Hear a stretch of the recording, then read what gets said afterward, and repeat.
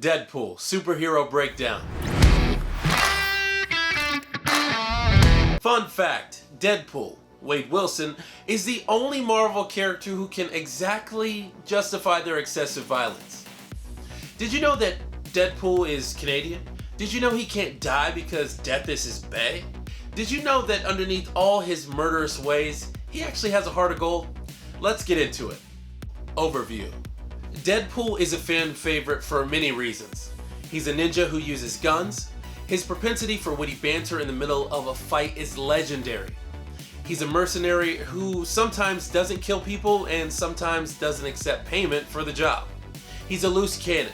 He's a lover and a fighter. But more than that, he's the perfect deconstruction of comic book heroes. This is because he knows he's a comic character. So he also knows that the people he kills were never real to begin with. Which technically means, although he's an assassin, he's not a murderer. Comics are weird, okay? Origins. Deadpool surprisingly has a lot in common with Wolverine. They both have superhuman healing factors, they were both experimented on by the Weapon X program, and they both hail from Canada, eh? Unlike Wolverine, however, Deadpool chose to join the Weapon X program. This is because they promised him a cure for his cancer.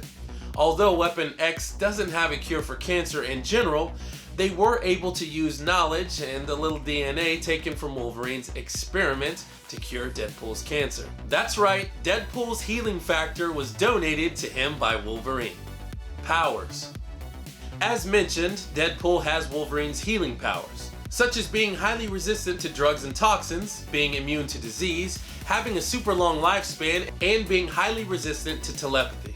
He also has peak human attributes, approaching the levels of Captain America when it comes to strength, stamina, agility, reflexes, and speed. Further, he's also a highly trained mercenary, which means he's a top-level martial arts, master assassin, and a skilled linguist. It's not clear whether or not it's a power, but he's also fully aware that he's a comic book character. This in turn makes him wildly unpredictable. There's a Marvel character called Taskmaster, whose power is being able to copy any combat technique that he sees. Taskmaster is so powerful that he was able to learn Captain America's combat style, including bouncing the shield effectively. However, Deadpool's fighting style is so bizarre and unpredictable that Taskmaster has given up on ever trying to learn it. Equipment. Wait! You may be wondering why the red suit. Well, that's so bad guys can't see me bleed. This guy's got the right idea. He wore the brown pants.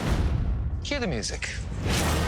If you can think of it, Deadpool can use it and probably has used it to kill someone. Yes, even cotton candy. As for his standard gear, his kit commonly includes katanas, submachine guns, throwing stars, and smoke bombs. Allies and enemies. Deadpool is one of the few neutral characters in Marvel Comics who's been incredibly active for the past few decades. This means there's a lot. We're gonna form a super duper group. And we mean a lot of crossover with his friends and allies list. So it only makes sense to combine the two entries.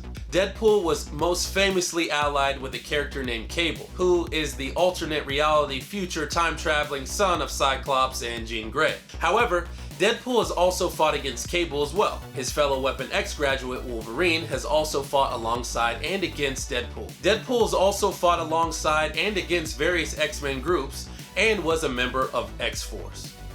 There are only two allies which Deadpool has never actively fought against: his sidekick Bob from Hydra and his friend Blind Al. It can also be argued that the sentient text captions in the Deadpool comics count as allies and enemies as well, but we'll let you decide that. Common themes.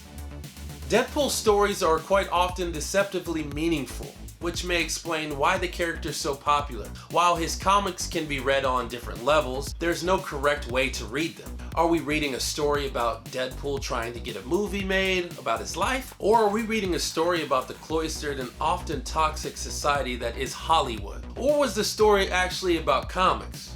Or veganism? Or the importance of family? Or the importance of self-worth? Was it all of these things? Was it none of these things? Like Taskmaster trying to learn Deadpool's fighting style, the reader's left confused, bewildered, and not sure what to think. culture impact. One of the reasons that Deadpool's so great is that he's the perfect character for the few people left on Earth who think that comics or comic book characters are for nerds. Show these people Deadpool killing a room full of people while complaining about the quality of the chimichanga he ate last night, and these people will realize that comics aren't just for nerds. They're also for chaotic people who revel in violence as well. Not that you can't be a chaotic nerd that revels in violence, of course. Well, that's all for now. But until next time, love the geek.